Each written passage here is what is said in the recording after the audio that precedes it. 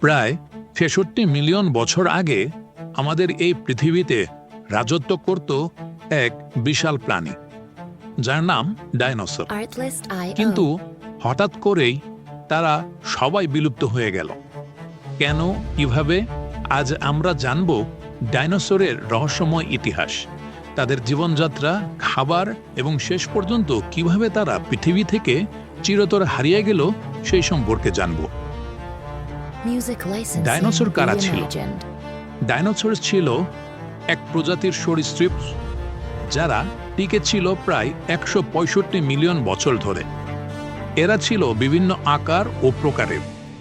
কিছু ছিল ছোট, মুরগির মতো, আবার কিছু ছিল ১০০ ফুট লম্বা ও ৫০ টন ওজনের।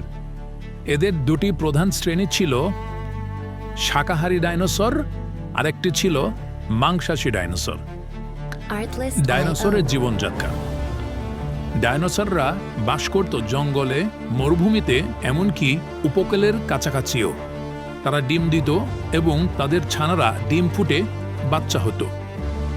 অনেকে দল বেঁধে চলাফেরা করত, আবার কেউ কেউ একাকে শিকার করত। শাকাহারীরা গাছের পাতা, শেকড় খেত এবং মাংসাশীরা অনেক প্রাণীকে শিকার করে খেত। কি খেত ডাইনোসররা?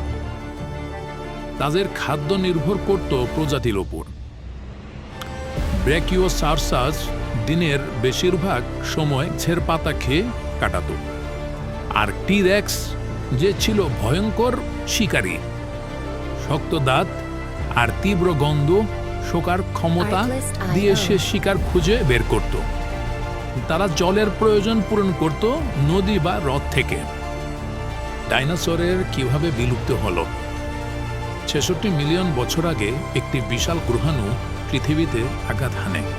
বর্তমানে মেক্সিকোর ইউকাটন উপদ্বীপে বিস্ফোরণ এতটাই শক্তিশালী ছিল যে সারা পৃথিবীকে কাঁপিয়ে তুলেছিল। এটার মূল কারণ হচ্ছে বিশাল অগ্নিকাণ্ড শুরু হয়। সূর্যের আলো ঢেকে যায় ধুলোর কারণে, তাপমাত্রা হঠাৎ করে কমে যায়, উদ্ভিদ মরে যেতে থাকে, খাদ্য শৃঙ্খল ভেঙে পড়ে। এই কারণেই ধীরে ধীরে বিলুপ্ত হয়ে যায় ডাইনোসর ও তাদের সঙ্গে আরও বহু প্রজাতি। তবে কি ডাইনোসরের একেবারে বিলুপ্ত হয়ে গেছে? আসলে একেবারে না। বিজ্ঞানীরা বলেন আজকের পাখিরা হচ্ছে ডাইনোসরের বিবর্তিত রূপ। তাই বলা যায় ডাইনোসর এখনো আমাদের চারপাশে আছে পাখির রূপে। চমকপ্রদ কিছু তথ্য দিই। টি-রেক্সের কামড়ের শক্তি ছিল প্রায় ১২,৮০০ পাউন্ড। ডাইনোসরের প্রথম জীবাশ্ম খুঁজে পাওয়া যায় ১৮২৪ সালে। সবচেয়ে ছোট ডাইনোসর ছিল মুরগির মতো। তারা দৌড়াতো ঘন্টায় ৪০ থেকে ৬০ কিলোমিটার পার আওয়ার পর্যন্ত।